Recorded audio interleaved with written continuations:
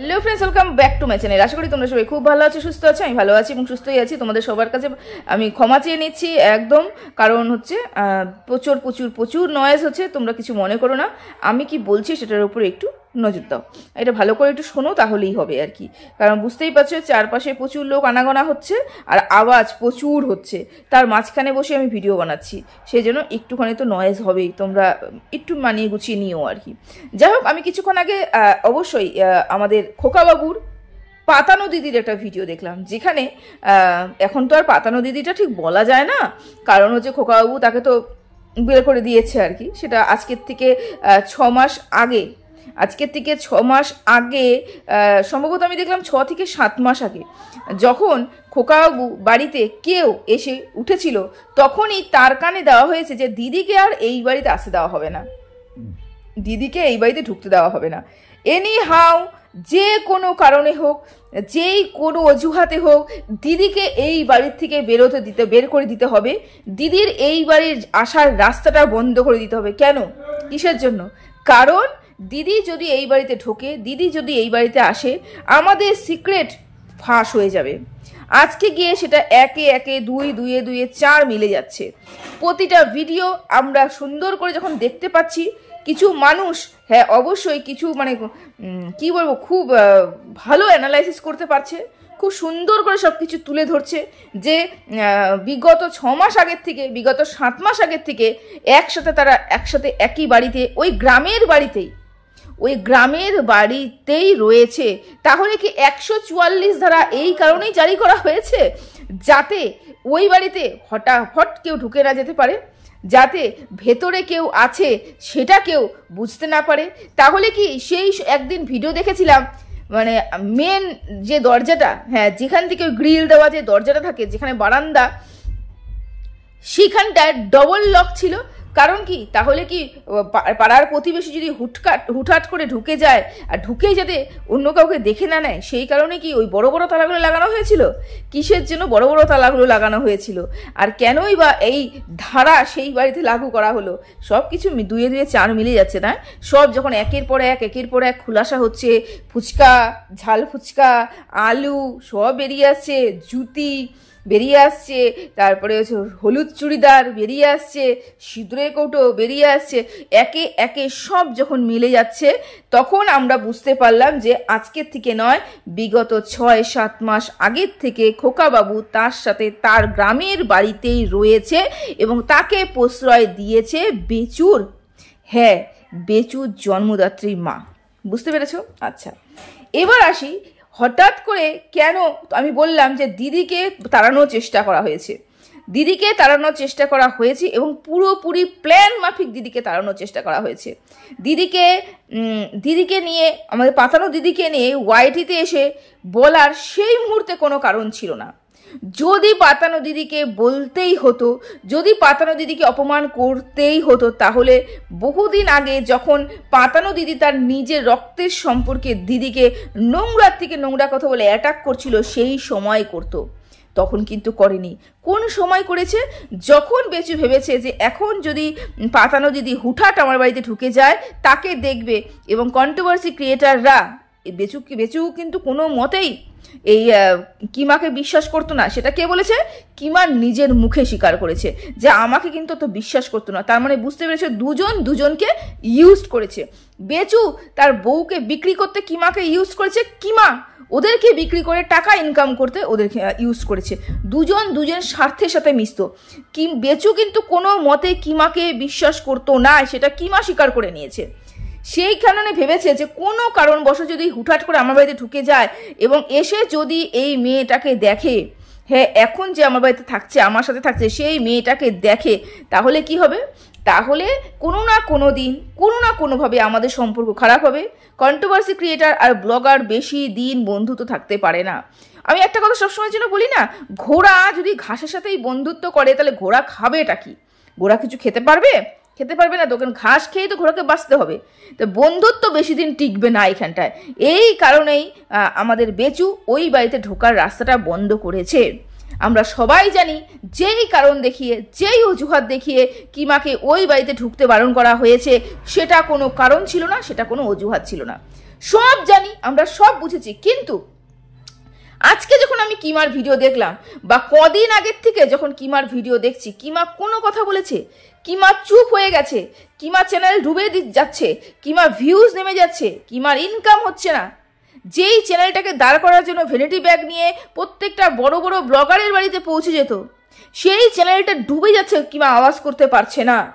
কেন আওয়াজ করতে পারছে না? কিসের জন্য আওয়াজ করতে পারছে না? কারণ কিমা যদি এখন মুখ খুলে, কিমা যদি বেচুর সম্বন্ধে কিছু বলে, এমন কিছু কেস আছে কিমার মাথায় ঝুলে, যেখান থেকে কিন্তু কারোর হাত চলে যাবে এবং কিমা ডুবে যাবে। সে নিজের স্বার্থের জন্যই কিন্তু কিমা কোনো কথা বলতে পারছে না। এখানে যদি কিমার উপরে কোনো কেস না থাকতো, আমি তোমাদের গ্যারান্টি দিয়ে বলছি এখন, কিমার উপরে যদি কোনো কেস না থাকতো, তাহলে কিন্তু কিমা আজকে বেচুকে বিক্রি করতে এক বিন্দু সময় লাগাতো না। কিমা নিজের স্বার্থের জন্য চুপ আছে। কিমা চুপ আছে শুধুমাত্র একটা মানুষের জন্য এবং শুধুমাত্র কিছু কেসের জন্য, যে আমি যদি মুখ খুলি আমি কেসে জর্জরিত হয়ে যাব এবং আমাকে কেউ বাঁচাতে পারবে না। এমন কিছু কেস কিন্তু কিমার উপরে চলছে। কিমা নিজের সাথে চুপ আছে। যাই হোক, এই কাজগুলো কে করাচ্ছে, কে না করাচ্ছে, কে কেন কিসের জন্য, তোমরা ভালো মতন জানো আমি কি বলতে চাইছি। কিমা আজকে ভিডিও করেছে এবং ভিডিও করে যথারীতি কিমা কি বলছে?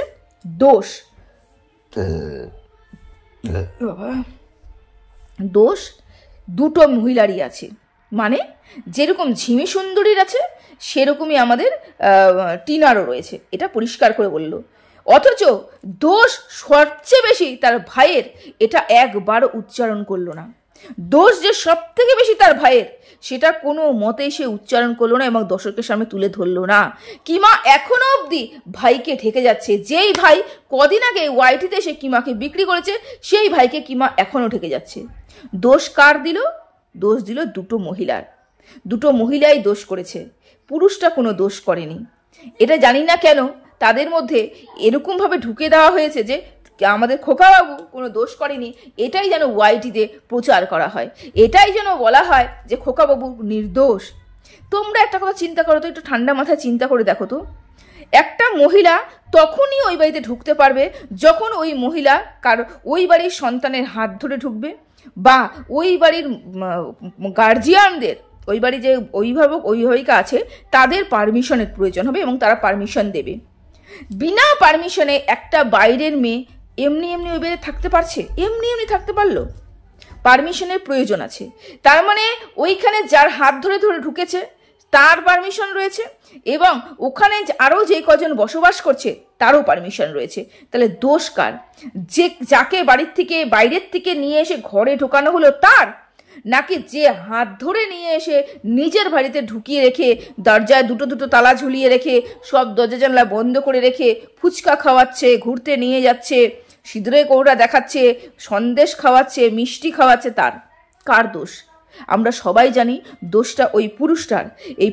একমাত্র এই পুরুষ যেই একই দোষে অপমান দিয়ে, অপদস্থ দিয়ে, তারপরে হচ্ছে ওয়াইটিতে তার বউকে বিক্রি করেছে, সেই দোষে যদি দোষী টিনা হয়ে থাকে, সেরকম সেম দোষে দুষ্ট একটা মহিলাকে সে আবার বাড়িতে ঢুকিয়েছে। দোষ একমাত্র বেচুর। হলো 2 নম্বর কথা। এখানে কিমা পরিষ্কার করে মানুষকে বোঝানোর চেষ্টা করেছে টিনা এবং এই মেয়েটা একই, কারণ দুজনই বাচ্চা ছেড়ে চলে এসেছে। ওই গর্ধবের মাথায় এতটুকু বুদ্ধি নেই যে একটু পার্থক্য সে বুঝতে পারবে, এতটুকু যে পার্থক্য সে বুঝতে পারবে এই বুদ্ধিটুকু তার মাথায় নেই। কি বলে চলেছে, কি বলছে ও নিজেও জানে না। যদি সত্যি দুজনেই বাচ্চাকে ছেড়ে চলে আসতো, তাহলে মানতাম যে না, দুজনেই সেম ক্যাটাগরির। এখানে একজন আকাশ, একজন পাতাল। এখানে দুজনের কোনো মিলই নেই। কিভাবে মিল নেই? তোমরা বলবে দুজনেই তো বাচ্চা ছেড়ে চলে এসেছে। বাচ্চা ছেড়ে চলে এসেছে এবং বাচ্চাকে ছাড়িয়ে রাখা হয়েছে, দুটোর মধ্যে কিন্তু আকাশ পাতাল তফাৎ আছে। একজন বাচ্চা ছেড়ে নিজে এসে নিজের ফুর্তি করে, নিজে আনন্দ ফুর্তিতে রয়েছে। আরেকজন বাচ্চা কাছ থেকে আলাদা করা হয়েছে, আরেকজনকে বাচ্চাকে পাওয়ার জন্য দিন রাত পরিশ্রম করছে, বাচ্চাকে পাওয়ার জন্য দিন রাত কেসে জর্জরিত হচ্ছে, বাচ্চাকে পাওয়ার জন্য এক দুয়ার ওই দুয়ার সেই দুয়ার করে ঘুরে বেড়াচ্ছে। অবশ্যই কোর্ট চত্বরের কথা বলছি। অবশ্যই কোর্ট চত্বরের কথা বলছি, এই কোর্ট চত্বর ওই কোর্ট চত্বর, কোথার থেকে গেলে কোন কেস করলে কিভাবে আমি বাচ্চাকে শুধুমাত্র দেখতে পাবো। তাহলে যে বাচ্চা ছেড়ে চলে এসে বিন্দাস লাইফ কাটাচ্ছে সে, আর যে বাচ্চাকে পাবার জন্য দিন রাত লড়াই করছে সে, দুজন কি এক হলো? কিমার মাথায় এতটুকু বুদ্ধি নেই যে একজন বাচ্চা ছেড়ে চলে এসেছে এবং একজন শুধুমাত্র বাচ্চাকে পাওয়ার জন্য লড়াই করছে। এবার ও জিমে গেছে, ও জিমে যাবে এবং ও জিম করে, এবং তাহলে তো বলা যায় যে আমাদের শাহরুখ খানও জিম করে, আমাদের ঐশ্বর্য রায়ও জিম করে, তার মানে তাদের দেখা দেখি আমরাও জিম করি। মানে একজন জিম করে বলে তাদেরকে দেখে আমার হিংসা হবে, সেই দেখে দেখে আমিও জিম করব, তাই তো? তো এটা তো টিনা বহুদিন আগের থেকে ওর ফ্যাট লুজ করার জন্য অনেক কিছুই করছে, সেটা হচ্ছে না ওর ব্যাপার। কেন ও একটু চটকরি ব্যাপার আছে, মানে চটপটা খাওয়ার ব্যাপার আছে, এগুলো ওর মধ্যে রয়েছে। আমি বলেছি ওর ভীষণ পরিমাণে টেনশন কাজ করে, আমি বলেছি ওর পরিমাণ কম, ঘুমের পরিমাণটা কম, সেই কারণে ওর ওয়েট গেইন হয়। অনেকগুলো কারণ রয়েছে, সেটা ও বুঝবে না। সব থেকে হাস্যকর এবং সব থেকে বিরক্তিকর এবং সব থেকে মিথ্যাবাদী আমাদের কিমা একটা কি বলেছে বলতো? দুজনেই নাকি টাকা চুরি করে নিয়ে এসেছে, দুজনেই নাকি সোনা গয়না চুরি করে নিয়ে এসেছে। আচ্ছা, ওই ঝিঙ্কু মামনি কি চুরি করে নিয়ে এসেছে আমি জানি না, আমি জানতেও চাই না। এ বললো 3-4 লাখ টাকা নাকি কারু কাছ থেকে নিয়ে এসেছে, সেটা সোনু মনু নাকি বলেছে। আমি জানি টিনাকে একটা কমন সেন্স আমাদের কিমা বলছে 15 লাখ টাকার সোনা টিনা বাড়ির থেকে বের করে নিয়ে গেছে। টিনার ভিডিও বিগত 5 বছর ধরে যেসব ভিউয়ার্সরা দেখে তারা প্রত্যেকে বলেছে ওই বাড়িতে ডাকাতি হয়েছিল, ডাকাতি হওয়ার সময় প্রত্যেকটা সোনা গয়না তার মার চুরি হয়ে গেছে। তারপর থেকে তাদের পারিবারিক পরিস্থিতি, মানে সংসারের পরিস্থিতি এতটাও ভালো ছিল না যারা ওরা সোনা গয়না বানাবে। তার মানে ওই বাড়িতে সোনা গয়না ছিল না। যতটুকু সোনা গয়না ছিল সেটা হচ্ছে টিনার বিয়ে করে আসার পরে ওটা স্ত্রী ধন, ওটা টিনারই অধিকার, ওটুক সোনা টিনার ছিল। আর 15 লাখ টাকা সোনা, যদি এখনকার সোনার দাম আমি মনে করছি অনেকটা বেশি, এখন খুব বেশি সোনা হবে না। তবে যখন ওর মার বিয়ে হয়েছিল, মানে বেচুর মার কথা বলছি, যদি সত্যি সত্যি বেচুর মার 15 লাখ টাকার সোনা হয় তাহলে ভাবো কতগুলো সোনা ছিল। সত্যি সত্যি কি এতগুলো সোনা ছিল? সত্যি সত্যি কি এতগুলো সোনার কোনো স্লিপ, কোনো কাগজ, কোনো কিছু তারা দেখাতে পারবে? যেটা কিমা বলে চলেছে। থাকলো টাকার কথা, 8-9 লাখ টাকা, 8-9 লাখ টাকা টিনা নিয়ে বেরিয়ে গেছে। 8-9 লাখ টাকা টিনা, আমাদের কিমা জানে কতগুলো টাকা? জানে। যেখানে একটা বাড়ি করতে টিনা তার ঘট 5 বছরের জমানো ঘট ভেঙে দিয়েছিল, যেই বাড়িটাতে এখন অন্য মেয়ে ছেলে ঢুকে খাওয়া দাওয়া করে থাকছে, সেই বাড়িটা করতে, সেই ছাদ ঢালাই করতে ওই টিনা একটা বড় ঘট ভেঙেছিল। সেই ঘট ভাঙার পরে সেই ঘটের টাকা দিয়েও কিন্তু অনেক কাজ হয়েছে। সেই বাড়িতে 8-9 লাখ টাকা লিকুইড ক্যাশ থাকবে এবং টিনা নিয়ে পালিয়ে যাবে। এটা বেচু, যেখানে পরিষ্কার করে আমরা শুনতে পেরেছি বেচু কিরকম হার কিপটে, যেখানে পরিষ্কার করে বেচুর অ্যাডভাইজার বলেছে বেচু কিরকম হার কিপটে, কালকে কমিউনিটি পোস্টে পর্যন্ত বলেছে বেচু কিরকম হার কিপটে। আমরাও শুনেছি কিমার কাছ থেকেও বেচু টাকা নিয়েছে, হ্যাঁ পরবর্তীকালে ফেরত দিয়েছে, ঠিক আছে, কিন্তু বেচু কিমার কাছ থেকেও টাকা নিয়েছে, এতটা হার কিপটে। যেখানে 1 টাকা হিসেব করে নষ্ট করে, যেখানে 3 পিস মাছ লাগলে 3 পিস মাছই আসে, সেই বেচু বাড়িতে 8-9 লাখ টাকা লিকুইড ক্যাশ রাখবে। এটা ভাবা, আমি জানি না এরা কিভাবে ভাবতে পারে, আমি জানি না। সেই বেচু যেই বেচু এত কিপটা, সেই বেচু ঘরে অতগুলো টাকা লাগবে। অথচ আমরা কি দেখলাম? টিনা ওই বাড়ির থেকে বেরিয়ে গেল, বাড়িয়ে যাওয়ার পরে টিনার অ্যাকাউন্ট থেকে 5 লাখ টাকা গায়েব হয়ে গেল। চুরি করলো কে? চোরটাকে টিনা চুরি করলো, নাকি টিনার অ্যাকাউন্ট থেকে যে 5 লাখ টাকা গায়েব হয়ে গেল সে চুরি করলো? আসলে চোরটাকে, প্রশ্ন তোমাদের কাছে রাখলাম। চোর এবার তোমরা কাকে বলবে? টিনাকে বলবে নাকি টিনার অ্যাকাউন্ট থেকে? এবার তোমরা বলবে ওই টাকাটা তো ওর সন্তানের জন্য ওই রেখেছিল। অ্যাকাউন্টটা কার ছিল? টিনার ছিল, এবং ওর ছিল জয়েন্ট অ্যাকাউন্ট ছিল। পারমিশনের প্রয়োজন রয়েছে, যখনই অ্যাকাউন্টে থাকবে পারমিশনের প্রয়োজন রয়েছে। পারমিশন ছাড়া টাকা নেওয়া মানে চুরি করা। সেই টাকাটা চুরি করেছে আমাদের খোকা বাবু। বুঝতে পেরেছো? 5 লাখ টাকা টিনার কাছ থেকে চুরি করা হয়েছে। টিনা ওই বাড়ির থেকে কিছু চুরি করে নিয়ে যাওয়া হয়নি। আর তারপরে সর্বশেষ একটা কথা, যদি এতগুলো টাকা চুরি হয়ে যেত, যদি এতগুলো সোনা গয়না চুরি হয়ে যেত, আজকে শুধুমাত্র জিডি করা হয়েছে, এখনো পর্যন্ত সে চুরির উপরে না তদন্ত হয়েছে না কোনো কেস হয়েছে। মিথ্যে বলতে হবে, ওয়াইটিতে সে কিছু বলতে হবে, ভাইকে এনিহাও বাঁচাতে হবে বলে যে যা ইচ্ছে পারছে সেই বলে যাচ্ছে। আর কিমাকে বলতে হবে, তোমরা ভেবো না কিমা ইচ্ছাকৃত হবে এটা করছে, না, কিমা বাধ্যতামূলক এই কাজগুলো করছে, কিমাকে করতে হবে। কারণ কিমা যদি বেচুকে না বাঁচায়, কিমা যদি বেচুর বিরুদ্ধে একটা কথা বলে, কিমার ওপরে খাড়া ঝুলছে, সেটা যখন তখন কিমার উপরে পড়বে। বুঝতে পারছো? আশা করি বুঝতে পারছো। সবাই ভালো থেকো, সুস্থ থেকো, টাটা।